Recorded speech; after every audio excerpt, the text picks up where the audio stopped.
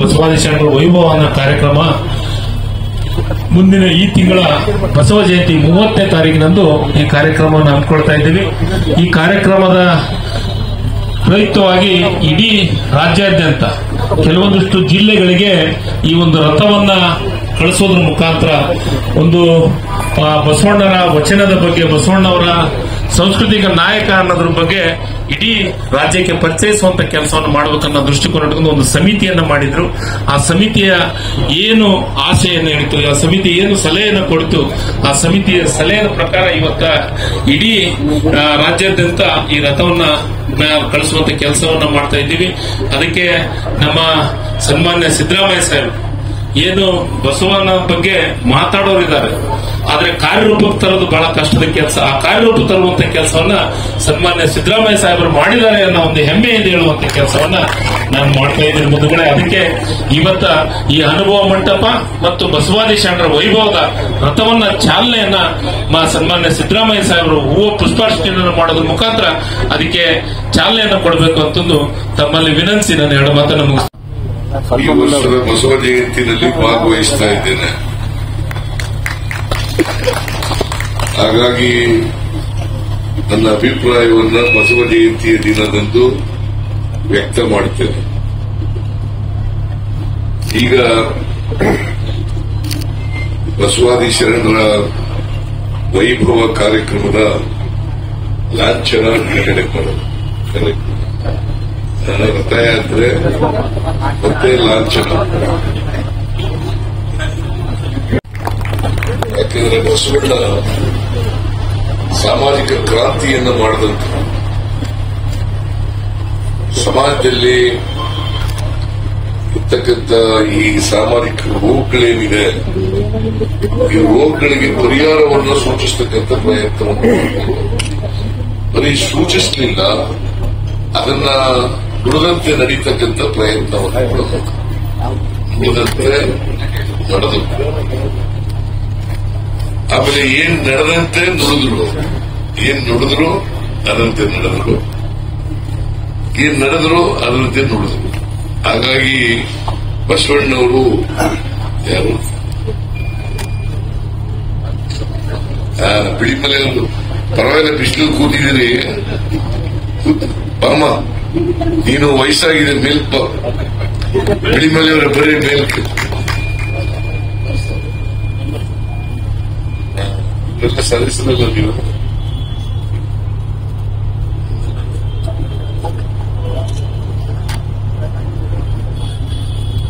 ಇದರಿಂದ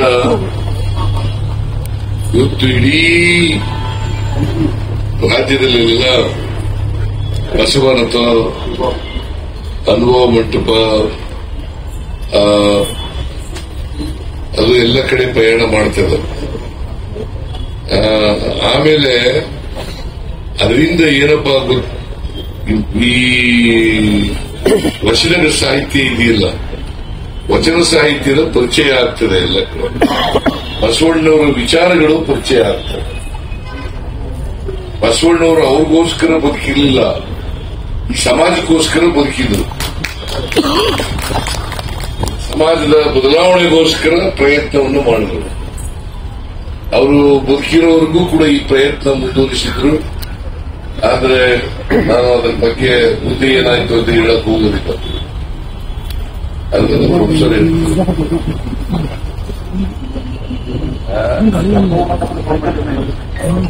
ಅನುಭವ ಮಂಟಪ ಇದೆಯಲ್ಲ, ಅನುಭವ ಮಂಟಪ ಈ ಪರಿಕಲ್ಪನೆ ಇದೆಯಲ್ಲ, ಅವತ್ತೇ ಪ್ರಜಾಪ್ರಭುತ್ವ ಅಂಕುರ ಆಯಿತು.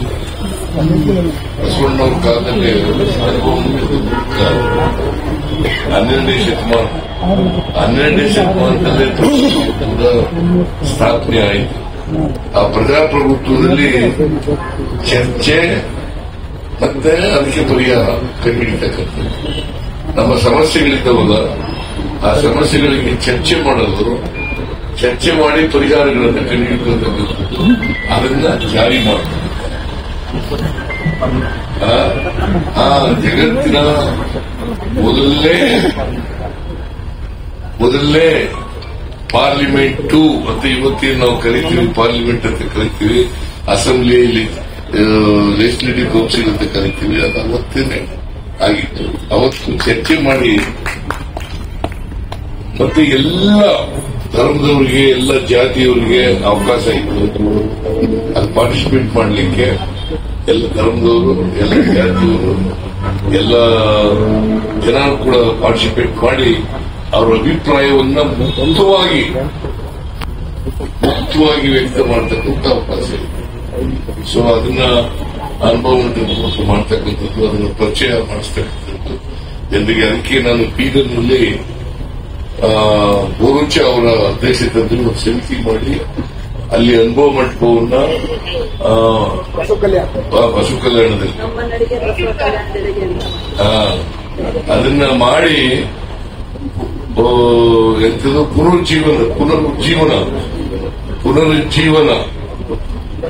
ಪುನರುತ್ಥಾನ, ಇದು ಸ್ವಾಮೀಜಿ ಹೇಳ್ತಾರೆ, ಇವರು ಪುನರುಜ್ಜೀವನ ಅಂತ ಹೇಳ್ತಾರೆ. ಅದನ್ನ ಮಾಡ್ತಕ್ಕಂಥದನ್ನ ಮಾಡಿದ್ದೆ. ಆಮೇಲೆ ಅಷ್ಟರಲ್ಲಿ ನಮ್ಮ ಸರ್ಕಾರ ಹೋಯಿತು. ಈಗ ಇನ್ನೂ ಮುಗಿದಿಲ್ಲ. ಈಗಲೂ ನಾನು ಇರೋವರಿಗೆ ಮುಗಿಸ್ತೇನೆ, ಇರೋವರಿಗೆ ಮುಗಿಸ್ತೇನೆ. ಇನ್ನ ಟೈಮ್ ಇದೆಯಲ್ಲ, ಜನ ಮತ್ತೆ ಓಟ್ ಕೊಡ್ತಾರೆ ಬೇರೆ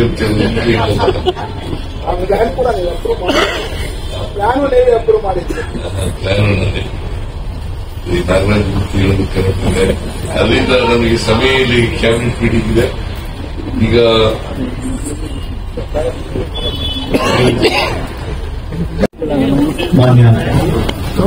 ಸನ್ಮಾನ್ಯ ಮುಖ್ಯಮಂತ್ರಿಗಳೊಂದಿಗೆ ಘನ ಸರ್ಕಾರದ ಸಚಿವರುಗಳು ಹಾಗೂ ಶಾಸಕರು ಕೈ ಜೋಡಿಸುತ್ತಿದ್ದಾರೆ ಹಾಗೂ ಸಮಿತಿಯ ಎಲ್ಲ ಸದಸ್ಯರು ಸಹ ಕೈ ಜೋಡಿಸುತ್ತಿದ್ದಾರೆ. ಅನುಭವ ಮಂಟಪ ಬಸವಾದಿ ಶರಣರ ಅನುಭವ ಕಾರ್ಯಕ್ರಮದ ಲಾಂಛನ ಸನ್ಮಾನ್ಯ ಮುಖ್ಯಮಂತ್ರಿಗಳಿಂದ ಇದೀಗ ಬಿಡುಗಡೆಗೊಂಡಿದೆ, ಅನಾವರಣಗೊಂಡಿದೆ.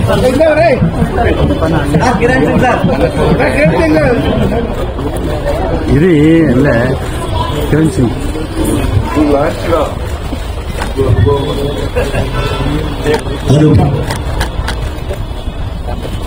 ಅನುಭವ ಮಂಟಪ ಬಸವಾದಿ ಶರಣರ ವೈಭವ.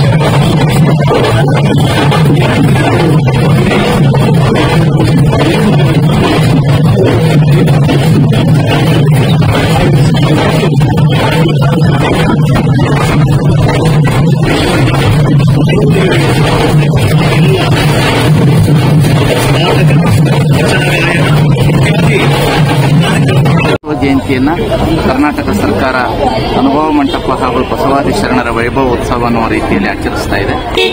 ಇದು 29-30 ಕೂಡಲ ಸಂಗಮದಲ್ಲಿ ಬಹಳ ದೊಡ್ಡ ಪ್ರಮಾಣದಲ್ಲಿ ಮುಖ್ಯಮಂತ್ರಿಗಳು ಉದ್ಘಾಟನೆ ಮಾಡುವುದರೊಂದಿಗೆ ಬಸವಾದಿ ಪ್ರಮಥರ ಆಶಯ ಮತ್ತು ಸರ್ವ ಜನಾಂಗದ ಶಾಂತಿಯ ತೋಟವಾಗಿರುವ ಈ ಕರ್ನಾಟಕವನ್ನು ಸಂಪೂರ್ಣವಾಗಿ ಬಸವಾದಿ ಪ್ರಮಥರ ವಿಚಾರಧಾರೆಗಳನ್ನು, ವಚನ ಸಾಹಿತ್ಯವನ್ನು ಪ್ರಚಾರ ಮಾಡುವ ಉದ್ದೇಶದಿಂದ ಹಾಗೂ ಎಲ್ಲರೂ ಶಾಂತಿ ಸಮಾಧಾನದ ಸಹಬಾಳ್ವೆಯನ್ನು ನಡೆಸಬೇಕನ್ನತಕ್ಕಂಥ ಉದ್ದೇಶದಿಂದ ಈ ಬಸವ ಜಯಂತಿಯನ್ನು ಆಚರಿಸ್ತಾ ಇದೆ.